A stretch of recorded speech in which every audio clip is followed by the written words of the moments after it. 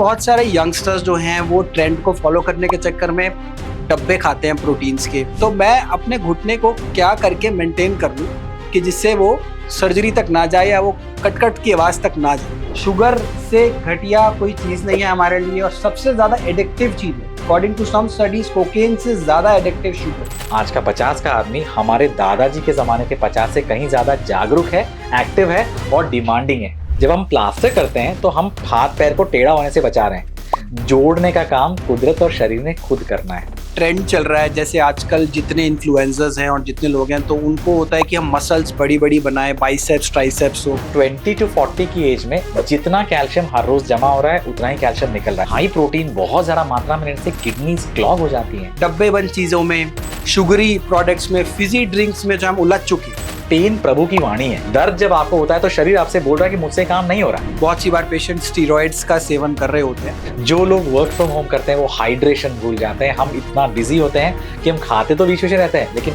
पानी पीना भूल जाते हैं। जिम भी एक छोटे से इन्वेस्टमेंट की तरह है आपकी बॉडी में। तो आप इसमें आज पैसा डाल के कल आपका प्रॉफिट नहीं निकलेगा। जो हम पेन किलर्स खाते हैं वो एंटी इन्फ्लेमेटरी हैं। एक अच्छा डॉक्टर, चाहे वो एलोपैथी हो, होम्योपैथी हो या आयुर्वेद हो, ये वो है जो नेचर की हेल्प कर रहा है। मन की संतुष्टि भी जरूरी है और तन की संतुष्टि भी जरूरी है। बहुत जरूरी है। नमस्कार दर्शकों, आज हमारे साथ जुड़े हैं डॉक्टर साइमन थॉमस। इनके बारे में आपने बहुत सुना होगा। इन्होंने लगभग 20,000 जॉइंट रिप्लेसमेंट की सर्जरीज करी हैं। ये डायरेक्टर हैं मैक्स हॉस्पिटल में रोबोटिक जॉइंट रिप्लेसमेंट की।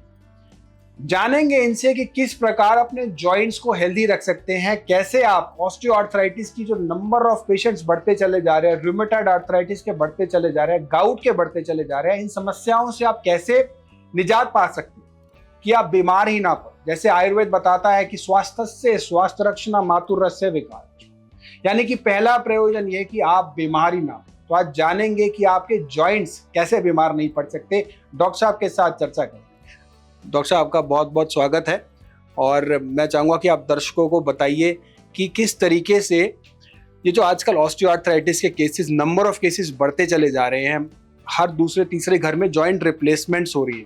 पहले ये चीज़ें सुनने में नहीं आती थी, तो अब ऐसा क्या हो रहा है कि इतने नंबर ऑफ केसेस जो है वो इंक्रीज होते चले जा रहे हैं? सबसे पहले तो मैं दर्शकों को और आपको मेरा नमस्कार बोलता हूँ और थैंक्स बोलता हूँ कि आपने मुझे अपने इस प्लेटफॉर्म पर आने का मौका दिया जी। उसके लिए मैं हमेशा आपके लिए थैंकफुल रहूँगा। जो आपने आयुर्वेद की बात करी, होम्योपैथी, एलोपैथी, वो भी इसी चीज़ को फॉलो करता है कि prevention is better than cure. बिल्कुल। सो इसमें मुझे लगता है कि आप कोई भी पैथी फॉलो करें, प्रिवेंशन से बड़ा क्योर कुछ नहीं हो सकता। ठीक है। अब सबका विचार ये है कि नी रिप्लेसमेंट के नंबर्स बढ़ रहे हैं, ऑस्टियोआर्थराइटिस के नंबर्स बढ़ रहे हैं। मैं आपको बताऊं कि ऑस्टियोआर्थराइटिस और नी रिप्लेसमेंट्स की रिक्वायरमेंट 1947 में जब भारत आज़ाद हुआ तब भी उतनी थी जितनी अभी है। लेकिन तब से अब में एक ही चीज़ का फ़र्क आया। सबसे बड़ा फ़र्क जो आया वो ये आया कि हमारी एवरेज लाइफ एक्सपेक्टेंसी बहुत ज़्यादा बढ़ गई है। कैन यू इमेजिन, जो हमारा एवरेज लाइफ एक्सपेक्टेंसी जब 1947 में इंडिया आज़ाद हुआ था, उस time it was around 47-48 years of age. यानी कि कोई पैदा होता है तो 48 की उम्र तक उसके परलोक सिधार जाने की जो संभावना था कहीं ज़्यादा थी। Now our average life expectancy is 70+, almost double. So इसका मतलब ये है कि लोग ज़्यादा जी रहे हैं और नॉट जस्ट जी रहे हैं, वो अपनी लाइफ को एंजॉय भी करना चाहते हैं। तो छोटी मोटी प्रॉब्लम जो नी की लोग पहले इग्नोर करते थे कि यार अब तो थोड़ा बुढ़े हो गए हैं, बुढ़ापा आ गया 50 से ऊपर, अब ऐसा नहीं है।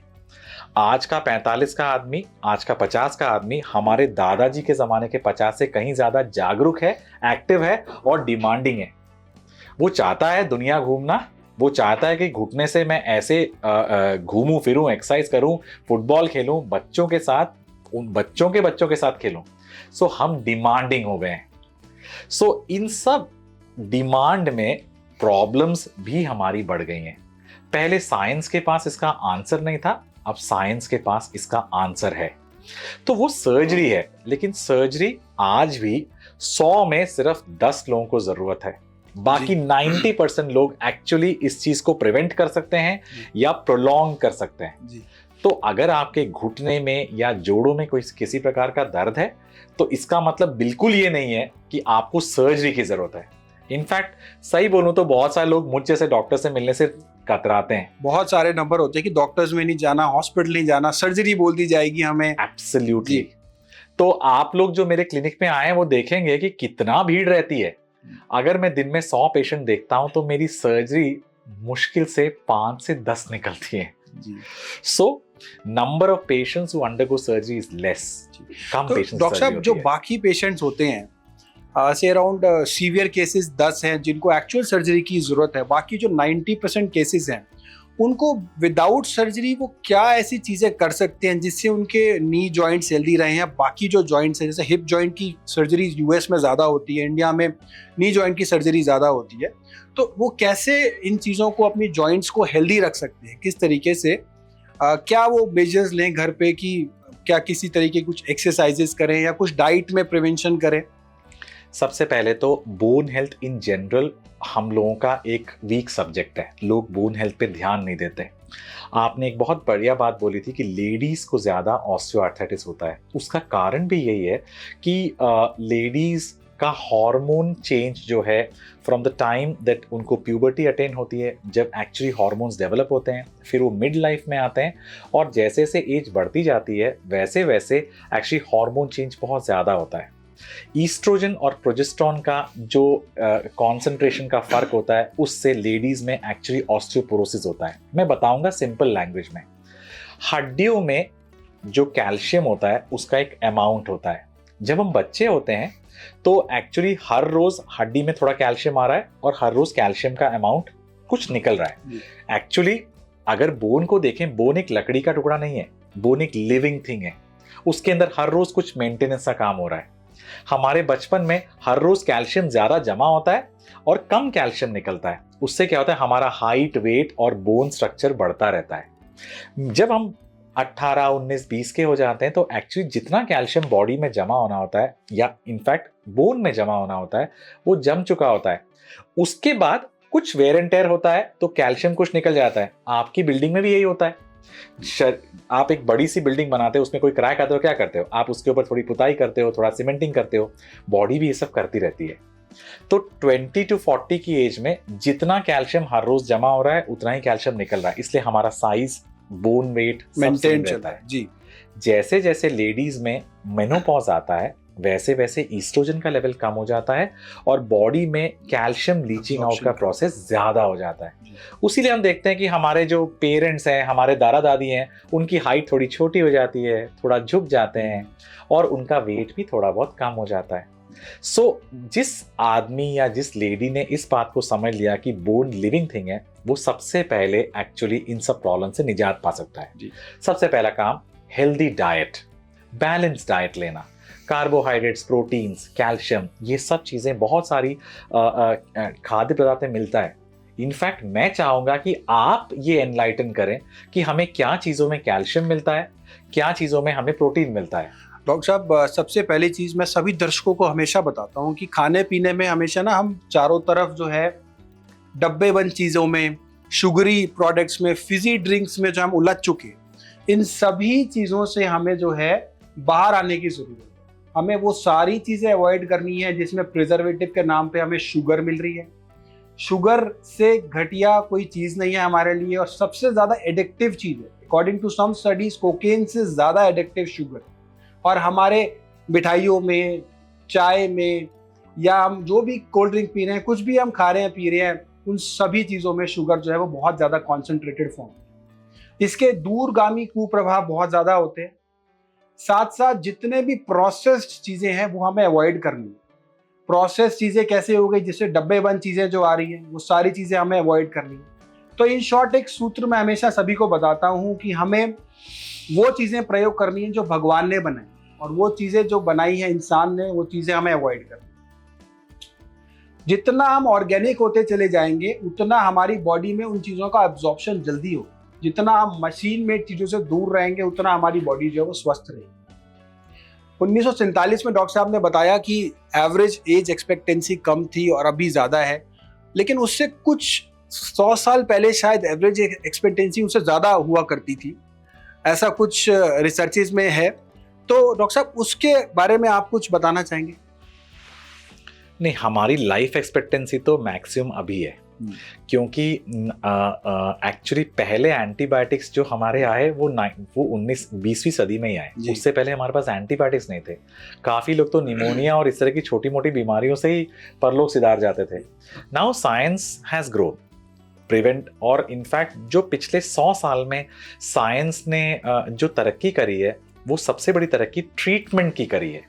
यानी कि दवाइयों से एक्चुअली चीज़ों को ट्रीट किया जा सकता है। शुगर कम करी जा सकती है, ब्लड प्रेशर कम किया जा सकता है, हार्ट प्रॉब्लम सॉल्व किया जा सकता है। सर्जिकल प्रोसीजर्स में जो शुरुआत हुई या जो रेवोल्यूशन आया वो बेसिकली रिप्लेसमेंट्स का हुआ। चीज़ों को ट्रांसप्लांट किया, हार्ट ट्रांसप्लांट किया जा सकता है, लिवर ट्रांसप्लांट किया जा सकता है, किडनी ट्रांसप्लांट किया जा सकता है। चीज़ों को बना के किसी और पेशेंट से या पर्सन से निकाल के लगाया जा सकता है, या ऑर्थोपेडिक्स में ऐसे होता है चीज़ों को मेटल से रिप्लेस किया जा सकता है। लेकिन अगले 50 साल रीजनरेशन पे बात होगी, प्रिवेंशन पे बात होगी, बिल्कुल, कि कैसे हम जीन्स को, yes absolutely wellness, and this is where modalities like Ayurveda are actually coming back to vogue जी, जो एक्चुअली प्रिवेंशन, हेल्दी लाइफस्टाइल, इन सब की बात कर रहे थे। तो डॉक्टर साहब आजकल हमारे कंट्री में भी आयुर्वेद का बहुत प्रचलन है और गवर्नमेंट भी बहुत ज़्यादा पुश कर रही है। जैसे आपने बताया कि 100 में से 10 पेशेंट तो सर्जिकल उनको एक्चुअल में ज़रूरत है, लेकिन 90% जो पेशेंट्स हैं डॉक्टर साहब उनको आयुर्वेद के जरिए मैं देखता हूँ काफ़ी अच्छा रिलीफ भी मिल रहा है। जैसे हम जानू बस्ती करते हैं, वेरेन हम घुटने के आसपास एक आटे का लेप लगा के मेडिकेटेड ऑयल डालते हैं, उससे भी काफ़ी अच्छे पेशेंट्स को रिलीफ मिलते हैं। पंचकर्म जिसके कहते हैं हम, साथ ही जानू पिच्चू करते हैं, जानू लेप करते हैं, जानू बेसिकली नी जॉइंट को हम कह रहे हैं। तो ये सारे प्रोसेस से पेशेंट्स को बहुत अच्छे रिलीफ मिले। इनफैक्ट मैं कल एक पेशेंट से मिला, उनकी कोई स्पोर्ट्स इंजरी थी, स्पोर्ट्स इंजरी के कारण वो 7 साल से घुटने नहीं मोड़ रहे। वो हमारे हॉस्पिटल में 8 दिन रहे और 8 दिन के बाद वो 7 साल के बाद अब जो है वो घुटने मोड़ पाए। उनको सर्जरी से वही एक है कि वो नहीं कराना चाहते थे बिकॉज ऑफ मेनी रीजंस, लेकिन इस तरह की चीज़ों से भी काफ़ी रिलीफ डॉक्टर साहब मिल रहा है। तो आपका क्या सजेशन रहेगा कि जो 10% पे आपने कहा कि सर्जरी की एक्चुअल जरूरत है, 90% में जैसे आपने बताया आयुर्वेद मोडालिटीज़ हैं, बाकी इसके अलावा और आपके कुछ सजेशन रहेंगे उनके लिए? देखिए, मैं सबसे पहले ये बताना चाहूँगा कि हमारा शरीर ना एक सेल्फ डायग्नोसिंग और सेल्फ हीलिंग सिस्टम है। जैसे शरीर में प्रॉब्लम आती है, शरीर जुट जाता है उसको ठीक करने में। एक अच्छा डॉक्टर, चाहे वो एलोपैथी हो, होम्योपैथी हो या आयुर्वेद हो, ये वो है जो नेचर की हेल्प कर रहा है। तो हमें सबसे पहला काम जो करना है वो है नेचर की हेल्प करना, और उसमें एक्सरसाइजेस, लाइफस्टाइल मॉडिफिकेशन, जो चीज़ें पेन मैं हमेशा बोलता हूँ, पेन प्रभु की वाणी है। दर्द जब आपको होता है तो शरीर आपसे बोल रहा है कि मुझसे काम नहीं हो रहा, उसकी बात सुननी पड़ेगी। जो चीज में दर्द हो रहा है उसको अवॉइड करना पड़ेगा, जिस पोस्चर में प्रॉब्लम हो रहा है उसको आपको अवॉइड करना पड़ेगा। कुछ स्पेशलाइज तरह की एक्सरसाइज, ये मैं कई बार गांव के पेशेंट से मिलता हूं जिनको कोई फिजियोथेरेपी का क्या कहते हैं वो नहीं है, आइडिया नहीं है, किसी थेरेपिस्ट नहीं मिले, लेकिन उन्होंने कॉमन सेंस से रियलाइज किया, डॉक्टर साहब मैं ऐसा करती हूँ तो मुझे अच्छा लगता है, जब मैं ये चीज छोड़ देती हूँ मुझे आराम आता है। प्रैक्टिकल ज्यादा होते हैं, शरीर बता रहा है तो अपने शरीर की बात सुने जी, काफी प्रॉब्लम सॉल्व हो जाएंगी जी। डॉक्टर साहब, सर्वाइकल स्पॉन्डिलाइटिस के बहुत सारे केसेस आजकल बढ़ रहे हैं या ज्यादा डायग्नोसिस हो रहे हैं, तो उनके लिए कोई टिप्स जो आप बताना चाहें जो पेन वो रिड्यूस कर पाए पेशेंट्स?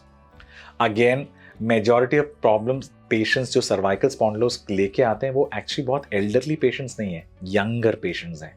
इनफैक्ट हम अभी टीम में बात कर रहे थे वर्क फ्रॉम होम की, जो एक बहुत बड़ा एक बून भी है, एक ब्लेसिंग भी है। लेकिन अब क्या है, वर्क फ्रॉम होम में क्या है, लोगों के पास 24 घंटे काम कर रहे हैं। पहले ऑफिस में सिर्फ वो 8 घंटे काम करते थे, अब वो 24 घंटे काम कर रहे हैं। So what happens there on the system all the time, उनका जो पोस्चर है वो या फोन देख रहे हैं या अपना सिस्टम देख रहे हैं। आप नीचे ऐसे झुक के देखते हो, आपका सर्वाइकल स्पाइन इसके लिए नहीं बना, वो बना है सीधा देखने के लिए। आपने उस पोस्चर को पिछले 50 या 20 साल में ऐसा कर दिया कि आप नीचे देखते रहते हो।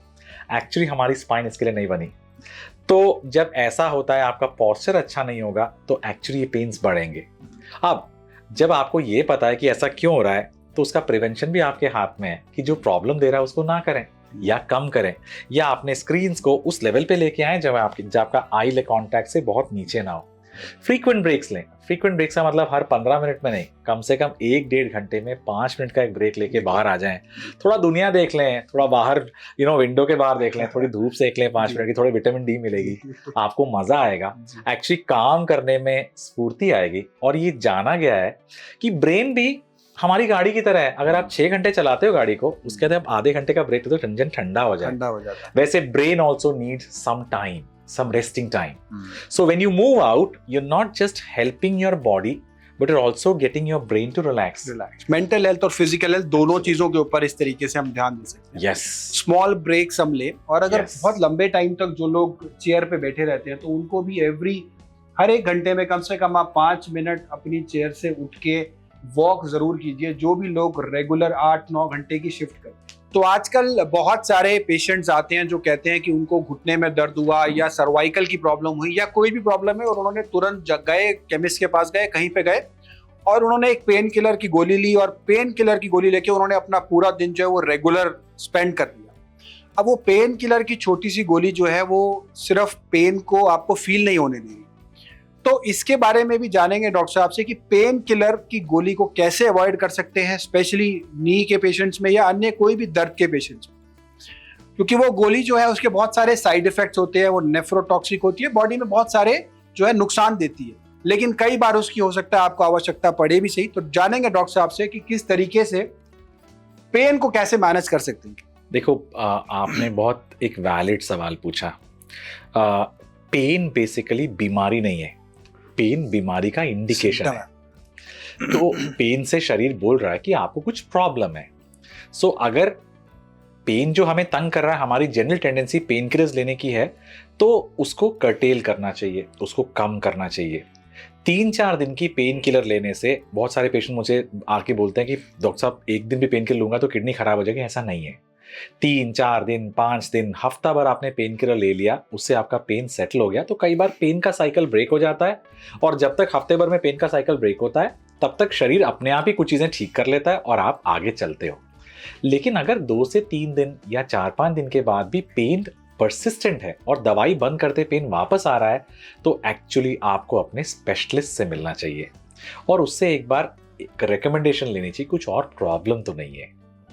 अब जब आपका प्रॉब्लम डायग्नोज हो गया कि मान लो आपको घुटने में आर्थराइटिस छोटा मोटा आ गया, एक्सरे में आ गया, तो उस टाइम में हम यूजुअली पेशेंट्स को कुछ फॉर्मेंटेशन मोडालिटीज बोलते हैं, कुछ सिकाई करने की बातें करते हैं। सो अब सिकाई के बारे में बोलूंगा, तो जब भी आपको एक्यूट यानी कि इमीडिएट पेन होता है, यानी कि आप कल ठीक थे और आज आपका पेन बढ़ गया, आप गिर गए, उससे सूजन आ गई, ऐसे केस में एक्चुअली हमेशा ठंडे से सेक करना चाहिए। ठंडे सेक करने से क्या होता है, बॉडी में जो इन्फ्लेमेशन बढ़ गया है, ठंडा उसको रिलैक्स कर देता है, इन्फ्लेमेशन कम होता है, वहां का ब्लड फ्लो कम हो जाता है, जिससे कि एक्चुअली स्वेलिंग कम होती है और पेशेंट्स को पेन में रिलीफ हो जाता है। लेकिन जैसे ही 15-20 दिन निकल जाते हैं और तब भी पेन परसिस्ट करता है, तो इसका मतलब बॉडी का इन्फ्लेमेशन एक्चुअली इनफ नहीं है। ऐसे केस में हमें और इन्फ्लेमेशन लाना है, जिससे कि एक्चुअली बॉडी हीलिंग प्रोसेस अच्छे से हो। इसके लिए हमें गर्म सेक करना है। तो जो रूल ऑफ थंब है वो ये है, कोई भी किसी को भी एक्यूट चोट हो जाए, एकदम से दर्द शुरू हो, तो उसको ठंडा करें। जब आपके सामने कोई बंदा बैठा होता है, वो एकदम से गर्म हो जाता है, आप क्या करते हो, उसको ठंडा करते हो। लेकिन जब आदमी बहुत ठंडा रहता है, कुछ काम नहीं करता, उसको थोड़ा सा उकसाते हो, तो वैसे ही एक्चुअली गर्म पानी, पुरानी चोटों में एक्चुअली आप थोड़ा गर्म करेंगे, थोड़ा गर्म पट्टी बांध देंगे, तो आपको अच्छा लगेगा। सभी पेशेंट्स को मेरे ख्याल बहुत कंफ्यूजन रहती है कि कहाँ पे हॉट फर्मेंटेशन करें, कहाँ पे कोल्ड फर्मेंटेशन करें। तो डॉक्टर साहब ने बड़ी क्लियरली बताया। साथ साथ इन सभी चीजों में पंचकर्मा का भी आप यूज कर सकते हैं, पंचकर्म को आप यूज कर सकते हैं, जिसमें हम बहुत सारी थेरेपीज करते हैं। ऑयल से रिलेटेड थेरेपीज होती हैं जो पेन मैनेजमेंट में भी हेल्प करती हैं, साथ साथ रूट कॉज को रूल आउट करने में भी हेल्प करती हैं। बहुत सारे पेशेंट्स आते हैं जिनको रिप्लेसमेंट तक जाने की जरूरत नहीं पड़ती अगर वो प्रॉपर पंचकर्म को फॉलो करते हैं। इसके साथ साथ डॉक्टर साहब, एक जो कॉमन प्रश्न सभी बहुत सारे लोगों के मन में रहता है कि अभी तो हमारे को पता है कि घुटने में दर्द शुरू हो गया, शायद कट कट की आवाज शुरू नहीं हुई, और शायद मेरे को सर्जरी से अभी बचना है, तो मैं अपने घुटने को क्या करके मेंटेन कर लूं कि जिससे वो सर्जरी तक ना जाए या वो कट की आवाज तक ना जाए। आप जब भी घुटने के आर्थराइटिस से ग्रस्त हैं तो जो आर्थराइटिस यानी कि जोड़ में जो खराबी आ गई उसको तो आप दोबारा, जिसको हम कहते हैं, रिस्टोर नहीं कर सकते। लेकिन जो आप कर सकते हैं वो ये है कि आपकी मसल्स की स्ट्रेंथ को आप बढ़ा सकते हैं। जब आप मसल की स्ट्रेंथ बढ़ाते हो तो खराब जोड़ में भी उसका फंक्शन, मसल की इंप्रूव्ड मसल स्ट्रेंथ की वजह से जॉइंट का फंक्शन बेटर हो जाता है। जब भी आर्थराइटिस डेवलप होता है यानी कि जोड़ में थोड़ी खराबी आ जाती है, उसको तो आप रिस्टोर नहीं कर सकते, क्योंकि नेचर ने जो ठीक होने की क्षमता दी है वो लिमिटेड है। लेकिन आर्थराइटिस के बावजूद आप जॉइंट फंक्शन को बढ़िया कर सकते हैं अपनी मसल स्ट्रेंथनिंग करके। और मसल स्ट्रेंथनिंग एक्सरसाइजेस से होती है, और हर जॉइंट के लिए एक स्पेशल सेट ऑफ एक्सरसाइज होता है। वो cervical spine, lumbar spine, hip, knee, ankle, हर मसल और हर बॉडी जॉइंट के लिए एक स्पेशल सेट ऑफ एक्सरसाइज है। उसको आप करेंगे तो एक्चुअली जॉइंट फंक्शन बेटर कर सकते हैं। मैं आपसे पूछना चाहूंगा कि आयुर्वेद में एक्चुअली, जैसे मैं पेन किलर्स तो पेशेंट्स को कई बार खाने से मना करता हूं कि लंबा मत खाओ, तो क्या आयुर्वेद में कोई ऐसा ट्रीटमेंट है जो कि टेम्पररी पेन किलर का एक काम कर सकता है without having any side effects of drugs? Absolutely doctor साहब, पंचकर्म जो है ना वो हमारे लिए एक रामबाण तरीका है पेन को मैनेज करने की। जहाँ पे पेशेंट का पेन भी मैनेज हो रहा है, जैसे उसको अगर नी की प्रॉब्लम है तो उसे जानू वस्ती दी जाती है, उसे अगर बैक पेन है तो उसे वहाँ पे सेम प्रकार की वस्ती दी जाती है, जहाँ पे मेडिकेटेड ऑयल को डाला जाता है। उस ऑयल के अंदर जड़ी बूटियों के जो गुण होते हैं वो एब्जॉर्ब करके उसको प्रॉपरली डाला जाता है, और उसी से पेन भी मैनेज होता है और जो रिप्लेसमेंट की संभावना है वो भी काफ़ी कम होती चली जाती है। ऐसे एक नहीं, काफ़ी सैकड़ों हज़ारों की संख्या में पेशेंट है जिनको इस तरीके से रिलीफ मिला है, रिप्लेसमेंट की आवश्यकता नहीं पड़ी है। पंचकर्म का उन्होंने सहारा लिया, नेचुरल चीज़ों का सहारा लिया, ऑर्गेनिक चीज़ों का सहारा लिया, और जो दवाइयाँ हैं, जो पेन किलर्स हैं, उनको वो बच के इस तरीके से अपने पेन को भी मैनेज करा और बीमारी को भी ठीक करा। अब अगर इंस्टेंट कुछ रिलीफ चाहिए तो इंस्टेंट रिलीफ के लिए भी जो पेन किलर्स हैं, मेरे हिसाब से जितना अवॉइडेबल हो उसको हम अवॉइड करें। कुछ हम इस तरीके की चीज़ें करें। डॉक्टर साहब, पेन किलर जो होती है बेसिकली वो सिर्फ सप्रेस कर रही है पेन को, या हमें पेन फील होने नहीं दे रही? कुछ थोड़ा सा नहीं, जो हम ये बहुत अच्छा सवाल पूछा। जो हम पेन किलर्स खाते हैं वो एंटी इन्फ्लेमेटरी हैं, यानी कि इन्फ्लेमेशन, यानी कि शरीर में कुछ भी चीज़ अलग होती है तो कुछ इन्फ्लेमेटरी मीडिएटर्स आते हैं, ठीक है, जैसे कुछ तत्व ऐसे आते हैं उस जगह पे जो कि बॉडी को हील करने की कोशिश करते हैं, तो उससे जो इन्फ्लेमेशन होता है उसका पेन हमें फील होता है।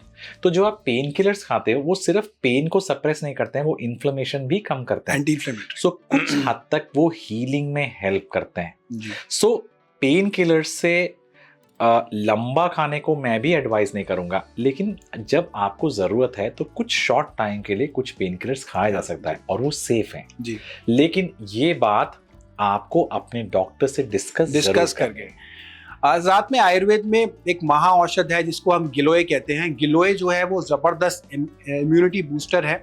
साथ साथ गुगलू का अगर इसके साथ सेवन किया जाए तो इन दोनों को मिला के अगर हम सेवन करते हैं तो ये पेन को भी रिड्यूस करता है, साथ साथ इम्यूनिटी को भी बूस्ट करता है। एक और जो बड़ी कॉमन प्रॉब्लम आजकल देखने को मिलती है, बहुत सारे लोग जिम जा रहे हैं आजकल, जिम जाते हैं मसल्स डेवलप करने के लिए, लेकिन कई बार इंजरी हो जाती है उनको किसी तरीके की। मैंने बहुत से वेट लिफ्टर्स को देखा है, उनके घुटने जो हैं वो नहीं काम कर रहे होते। तो इसके पीछे का क्या रीजन है और इसको कैसे बचा जा सकता है? सबसे पहली बात तो जिम भी एक छोटे से इन्वेस्टमेंट की तरह है आपकी बॉडी में, तो आप इसमें आज पैसा डाल के कल आपका प्रॉफिट नहीं निकलेगा। तो मैंने देखा है कि जिन जिन लोगों को इंजरी होती है वो ऐसे लोग हैं जो अनसुपरवाइज जिमिंग कर रहे हैं, या अनट्रेन्ड लोगों से सुपरविजन में कर रहे हैं, या वो बहुत एग्रेसिवली बहुत जल्दी रिजल्ट चाहने के चक्कर में बहुत कुछ कर रहे हैं। So you have to give time, you have to do things under supervision, and आपका सुपरवाइजर, आपका gym instructor should be actually knowing the stuff. He should be a professional. Absolutely yes. So please refrain from doing, जैसे आप दवाई chemist से लेके नहीं खा सकते, आपको एक स्पेशलिस्ट से मिलने की ज़रूरत है, वैसे आपका जिमिंग इंस्ट्रक्टर भी उतना ही इंपॉर्टेंट है। तो प्लीज़ वो इंस्ट्रक्शंस के अंडर में और निर्देशों के अंडर में करेंगे तो एक्चुअली आपको इंजरीज होने का चांसेस कम हो जाएगा। डॉक्टर साहब, एक ट्रेंड चल रहा है, जैसे आजकल जितने इन्फ्लुएंसर्स हैं और जितने लोग हैं, तो उनको होता है कि हम मसल्स बड़ी बड़ी बनाएं, बाइसेप्स ट्राइसेप्स हो। तो उसके लिए ना बहुत सारे यंगस्टर्स जो हैं वो ट्रेंड को फॉलो करने के चक्कर में डब्बे खाते हैं प्रोटीन्स के, और कई बार वो डब्बे असली होते हैं, कई बार उनमें कुछ और भी चीज़ें मिली होती हैं जिससे एकदम से मसल्स डेवलप हो जाती हैं। तो इसके बारे में डॉक्टर साहब आप क्या बताना चाहेंगे सभी लोग जो सुन रहे हैं? इनफैक्ट हमने थ्रू आउट पॉडकास्ट हमने बात करी कि जो चीज़ मैन मेड है उससे हमें बचना है। तो मेरा सजेशन, जैसे आपने बोला, जो इंसान ने बनाई हुई चीज़ है उससे आप बचें। वो आपको शॉर्ट टर्म में बहुत मज़ेदार रिजल्ट देगा, ठीक है, लेकिन आपको उसका कंटेंट वेरीफाइड नहीं है, आर्टिफिशियल है। और इनफैक्ट मैं बहुत प्राउडली बोलता हूँ कि these are times when actually we should go back to our roots, जैसे आयुर्वेद। पौष्टिक चीज़ें खाइए, ऑर्गेनिक चीज़ें खाइए, और पैक्ड पाउडर्स और इन सब में रेमेडी मत ढूंढिए। ये शॉर्ट टर्म में आपको बहुत गेन दे सकता है। पेशेंट्स को या लोगों को लगता है कि एक्चुअली कि बॉडी बहुत अच्छी हो गई है, लेकिन कई बार इनमें स्टेरॉइड्स होता है। कई बार प्रोटीन, हाई प्रोटीन बहुत ज़्यादा मात्रा में लेने से किडनीज क्लॉग हो जाती हैं, एंड बॉडी के अंदर बहुत सारे ऐसे साइड इफेक्ट्स होते हैं जो बाहर नहीं आते क्योंकि लोगों को पता ही नहीं चलता। सो इसलिए प्लीज़, जैसे आपने खुद बोला, जो मैनमेड चीज़ें हैं उनको कॉशन के साथ लीजिए। जी, क्योंकि इंसान जो है वो शैतान हो सकता है लेकिन भगवान शैतान नहीं हो सकता। और साथ में एक चीज़ और है, जो प्रोटीन के डब्बे खाते हैं मसल्स बनाने के लिए, वो बहुत ज़्यादा टॉक्सिसिटी डेवलप करते हैं, नेफ्रोटॉक्सिक भी होते हैं, क्योंकि वो इनऑर्गेनिक फॉर्म में प्रोटीन होता है, नेचुरल फॉर्म में प्रोटीन नहीं होता। और बहुत सी बार उनमें स्टीरॉयड मिले होते हैं। स्टीरॉयड से अगर आपके प्रोटीन के डब्बे खाने से एकदम से मसल्स बन रही हैं तो समझ लीजिए कुछ गड़बड़ है, और तुरंत उसको आपको छोड़ना है, तुरंत आपको उसको अवॉइड करना है। हो सकता है उनमें स्टीरॉयड्स मिले। ऐसे काफ़ी एक अच्छी मात्रा की संख्या में पेशेंट्स हैं जो यंगस्टर्स होते हैं, जो जिम जाते हैं, इस तरह के प्रोटीन के डब्बे स्टीरॉयड लेते हैं, और अल्टीमेटली उनकी किडनी खराब हो जाती है, लीवर खराब हो जाती है। इन चीज़ों से बचना बहुत ज़्यादा ज़रूरी है। डॉक्टर साहब, इसके साथ साथ काफ़ी एक बड़ी संख्या के जो मरीज होते हैं जिनको back pain, lumbar spondylitis, lower back pain, इस तरह की समस्याएं रहती हैं, उनके लिए आप पोस्चर करेक्शन बताना चाहेंगे? हाँ जी, मेजॉरिटी ऑफ बैक एक्स, यानी कि सिंपल बैक एक, जिसमें कि आपका दर्द जो है सिर्फ कमर में है। मैं आप जो भी श्रोता सुन रहे हैं, मैं उनको ये बताना चाहूँगा, अगर ये आपका कमर का दर्द पैरों में जा रहा है, you should definitely meet a specialist, you should meet a doctor. लेकिन अगर आपको सिंपल बैक एक है जो पैरों में नहीं जा रहा, पैरों में कोई झंझराहट नहीं है, पैरों में कोई सुनपन नहीं है, इसका मतलब 99% आपके बैक का जो पेन है वो सिर्फ पुअर पॉस्चर की वजह से। और उस पॉस्चर को एक्चुअली फ्रीक्वेंट ब्रेक लेने से, कमर की कुछ सिंपल एक्सरसाइज करने से, बैक सपोर्ट्स लेने से और लाइफस्टाइल को मॉडिफाई करने से अच्छा हो सकता है। सिंपल सी 5 मिनट की एक्सरसाइज है, स्पाइन एक्सटेंशन एक्सरसाइज बोलते हैं। आप खुद गूगल में सर्च कर सकते हैं स्पाइन एक्सटेंशन एक्सरसाइजेस। इनको आप किसी भी वेबसाइट से, चैनल से देख के अपने आप सिंपल से घर में कर सकते हैं और आपके कमर के दर्द में काफ़ी फर्क पड़ेगा। इनफैक्ट पेन किलर्स की बात पे मैं आपसे पूछना चाहूँगा, काफ़ी लोग हल्दी मिला के दूध पीते हैं।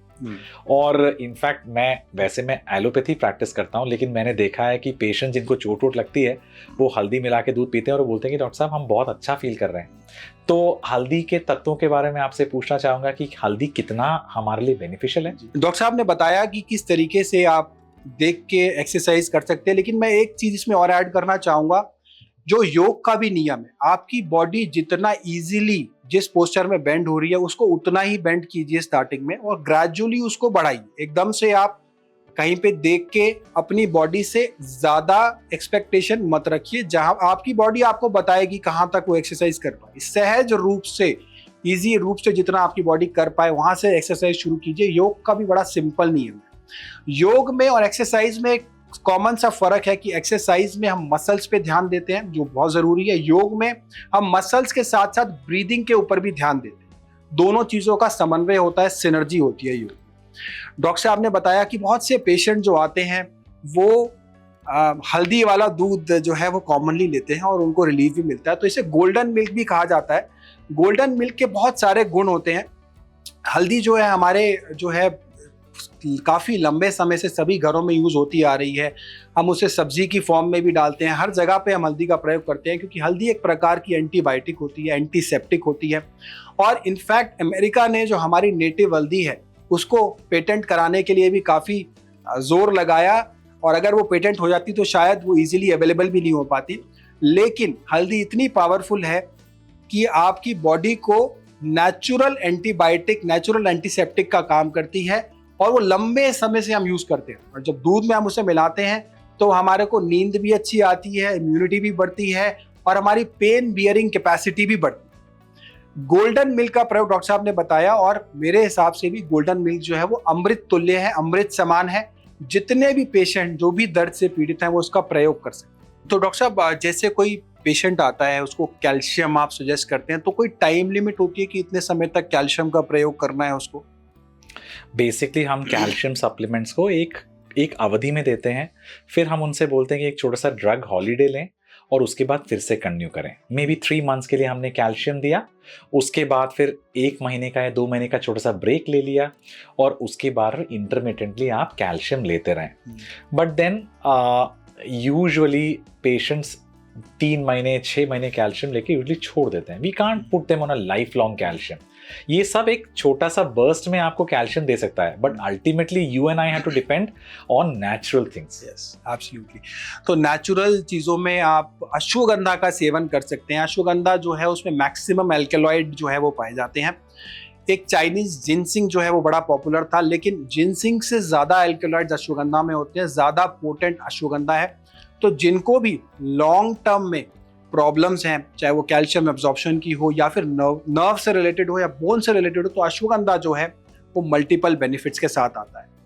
यहाँ पे हम साइड बेनिफिट्स की भी बात करते हैं, जहाँ पे एक हर्ब जो है वो एक पर्टिकुलर चीज़ के लिए नहीं, मल्टीपल चीज़ों के लिए यूज़ होती है। जैसे अश्वगंधा है, अश्वगंधा जो है वो एक पोटेंट हर्ब है जो आप 3 से 6 महीने तक रेगुलर ले सकते हैं डॉक्टर की सुपरविजन के साथ। और साथ साथ आप देखेंगे कि आपकी जो कैपेसिटी है, जो आपको दर्द हो रहे हैं, उन सब चीज़ों में भी राहत मिलेगी, और ऑर्थोपेडिक से रिलेटेड जो भी पेन है उसमें भी ये बहुत ज़्यादा लाभ है। तो आजकल डॉक्टर साहब काफ़ी केसेस शियाटिका के भी काफ़ी केसेस देखने को मिलते हैं, तो कैसे बचा जा सकता है इससे? सबसे पहले तो बताना चाहूँगा साइटिका है क्या। अगर आपकी स्पाइन के अंदर जो नर्व्स निकल के पैरों में जा रही हैं उसमें अगर डिस्क प्रोलैप्स होने से कोई दबाव आता है तो उसका पूरा पेन आपके पैर में जाता है। ठीक है, इसको बेसिकली डिस्क प्रोलैप्स का एक कॉमन नाम है सायाटिका। सो अगर आपके पैरों में झंझनाहट या सुनपन हो रहा है या दर्द हो रहा है तो इसका मतलब ये एक वार्निंग साइन है। इसमें आपको कुछ पोस्चरल चेंज और थेरेपी तो करनी चाहिए, लेकिन डेफिनेटली अपने डॉक्टर से पहले मिलना चाहिए। एक और चीज बताऊंगा, जैसे ऑस्टियोआर्थराइटिस के बारे में मिसकंसेप्शन है कि जब ऑस्टियोआर्थराइटिस का पेशेंट डॉक्टर का जाता है ऑपरेशन ही होगा, वैसे कई लोग डॉक्टर के पास इसलिए नहीं जाते कि उनको लगता है ये तो ऑपरेशन करेंगे। ऐसा नहीं है। मैं अगेन फिर से बताना चाहूंगा, सायाटिका में भी 95% पेशेंट्स को कोई सर्जरी की जरूरत नहीं पड़ती।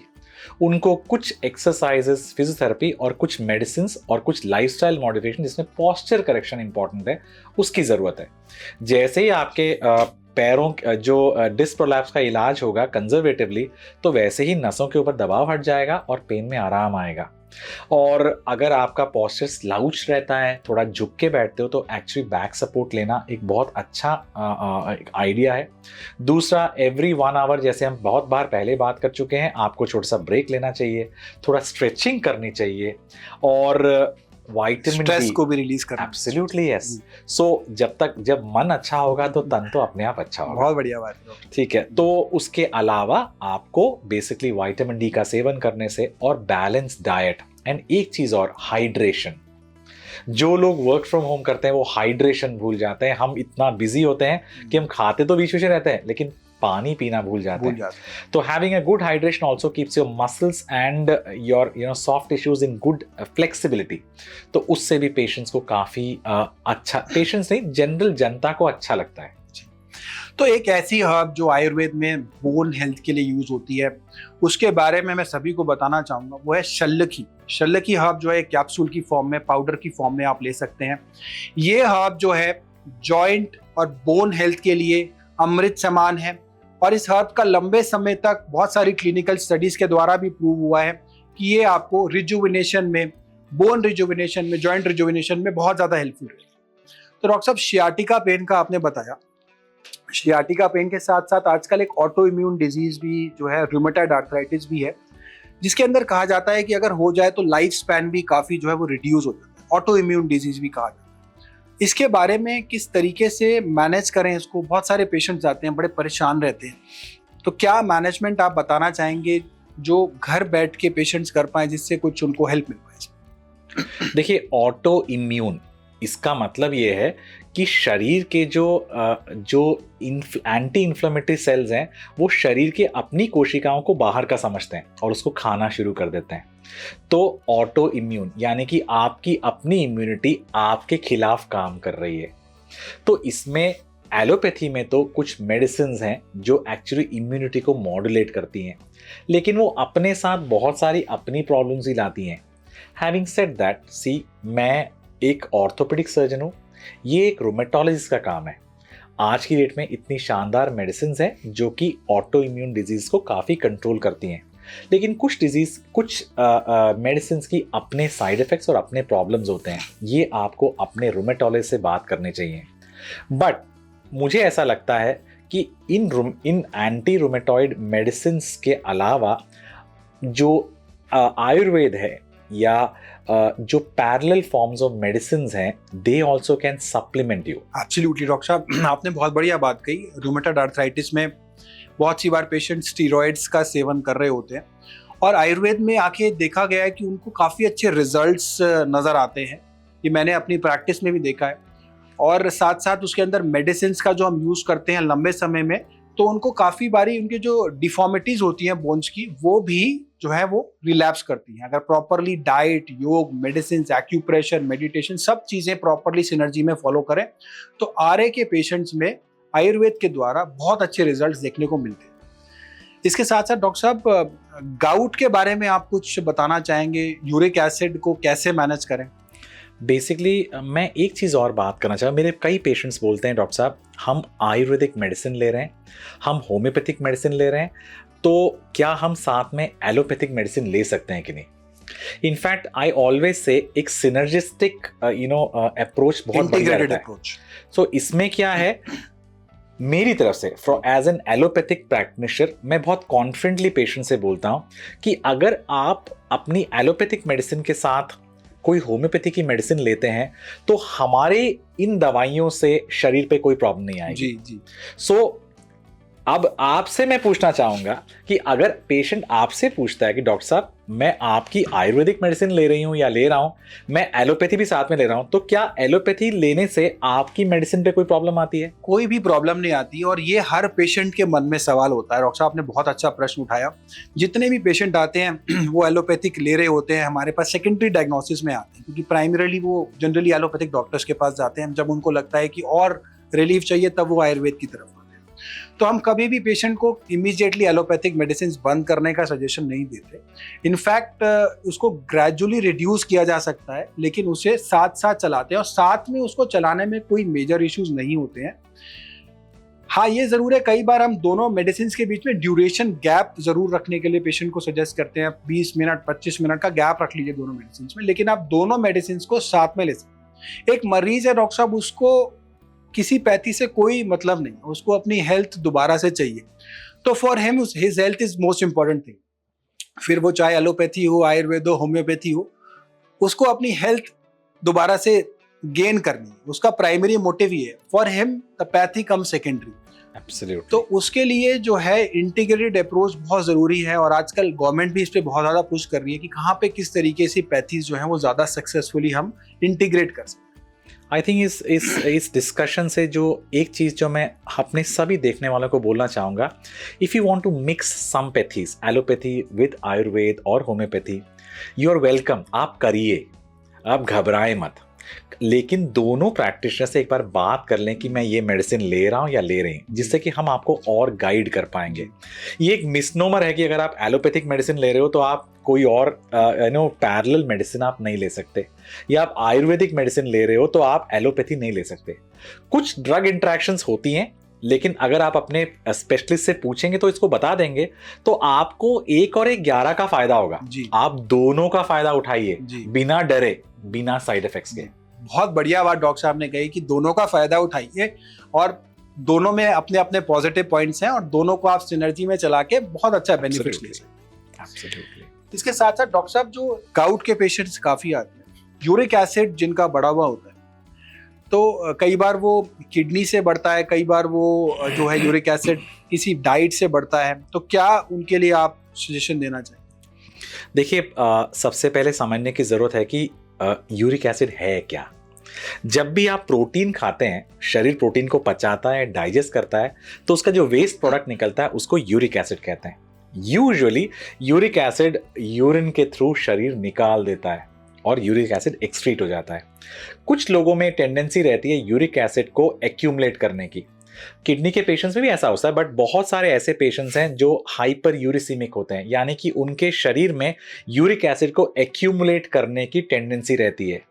तो जब ब्लड में एक लेवल से ज़्यादा यूरिक एसिड बढ़ जाता है, तो जैसे हम पुरानी केमिस्ट्री में पढ़ते थे, आप चीनी को पानी में मिलाते रहोगे, एक लेवल तक तो चीनी घुलती रहेगी। जब एक कॉन्सेंट्रेशन से ज़्यादा चीनी हो जाएगी तो चीनी और घुल नहीं सकती, तो फिर क्या होगा, चीनी एक्चुअली नीचे एक्यूमुलेट होनी शुरू हो जाएगी।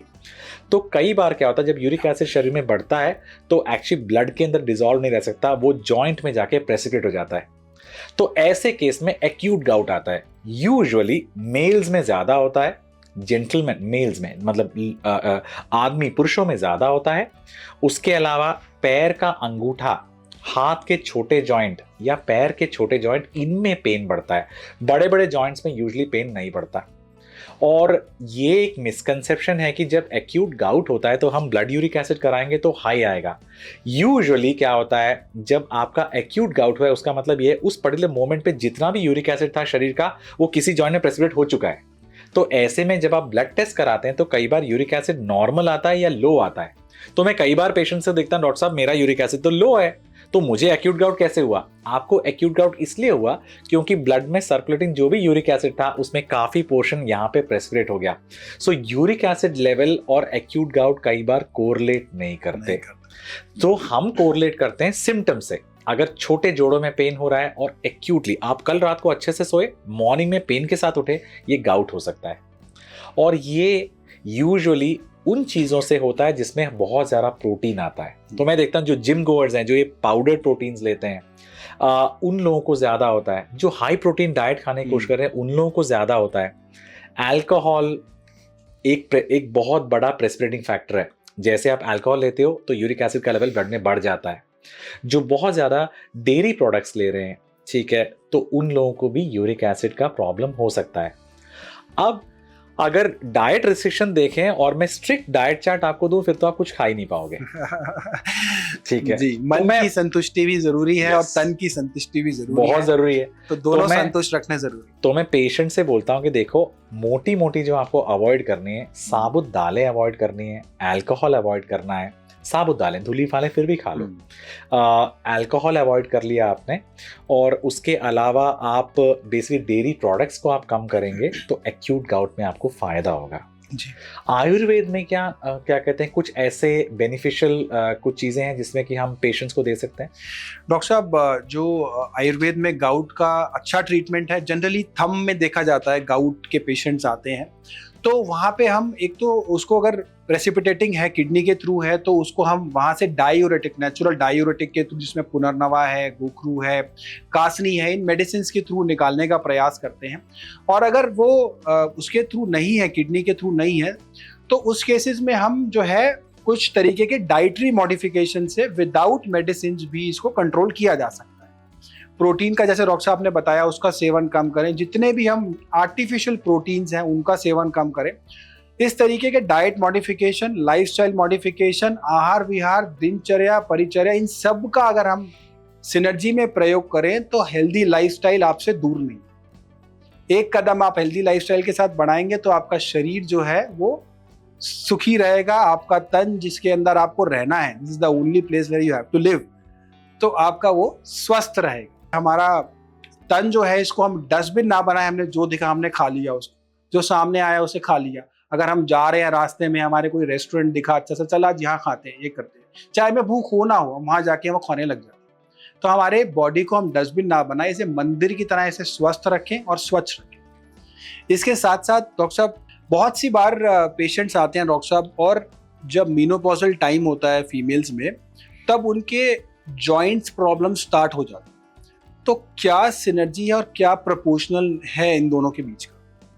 जैसे ही मेनोपॉज होता है तो ईस्ट्रोजन लेवल कम हो जाता है और bone density over a period time कम होनी शुरू हो जाती है।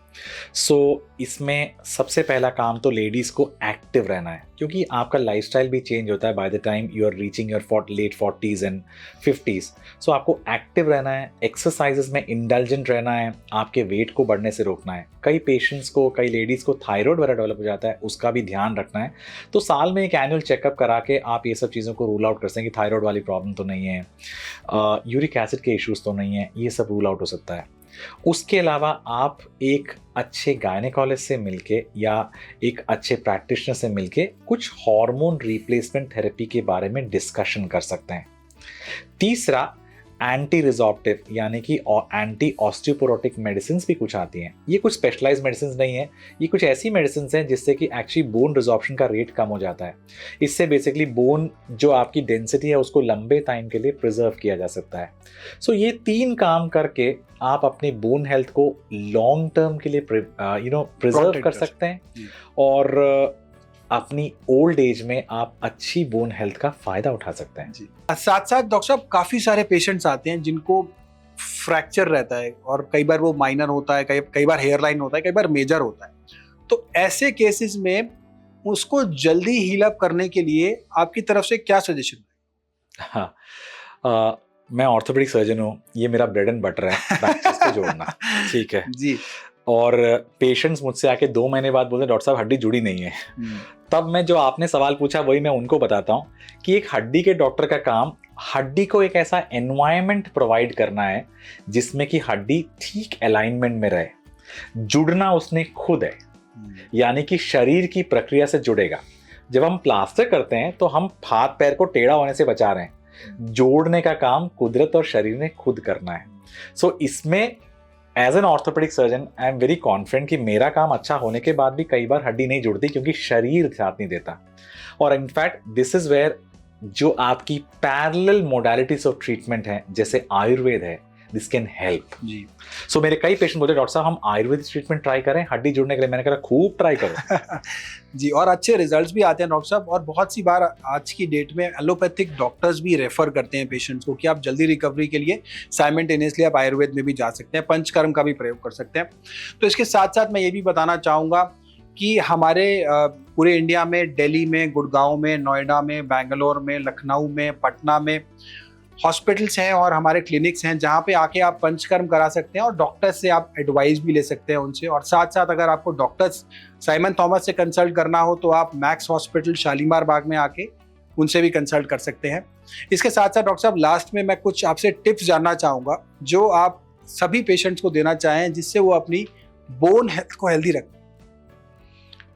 अच्छी डाइट, बैलेंस डाइट, उसमें natural organic diet, preventive measures में लाइफस्टाइल को मॉडिफाई करना, अच्छा एक्टिव लाइफस्टाइल रखना जिसमें कि बैलेंस हो खेलकूद का भी, आराम का भी, अच्छे टाइम पे स्वस्थ तरीके से सोना, स्लीप हेल्थ भी बहुत इंपॉर्टेंट है। स्ट्रेस देखो कुछ हमारे जीवन का पार्ट है, हम जितना मर्जी बोलें स्ट्रेस कम करें वो नहीं हो सकता, थोड़ा बहुत स्ट्रेस रहेगा, लेकिन एक्टिव लाइफस्टाइल रख के खेल कूद करके हम स्ट्रेसेस को भी कम कर सकते हैं। और जब आपको लगे कि कुछ वार्निंग साइन शरीर दे रहा है तो प्लीज किसी लोकल केमिस्ट से या कहीं जाके दवाई लेने से बढ़िया आप एक स्पेशलाइज्ड ट्रीटमेंट सेंटर में जाएं, एक स्पेशलिस्ट से मिलें, चाहे वो आयुर्वेदिक हो चाहे एलोपैथिक हो। जी, बहुत बढ़िया डॉक्टर साहब, आपने बहुत अच्छा सभी दर्शकों को बताया। इसके साथ साथ मैं डॉक्टर साहब के लिए थैंक यू बोलना चाहूँगा कि उन्होंने समय निकाला और सभी दर्शकों को बताया कि किस तरीके से आप अपने बोन्स को हेल्दी रख सकते हैं, किस तरीके से आप उनकी लॉन्जेविटी को इंक्रीज कर सकते हैं। Thank you so much. Thank you so much. मैं भी आपके साथ जुड़ने के बाद बहुत कुछ आयुर्वेद के बारे में जान गया हूँ और मुझे लगता है कि मेरे पेशेंट्स भी एक्चुअली एलोपैथी के साथ साथ अब आयुर्वेद का फायदा उठा पाएंगे। जी, थैंक यू।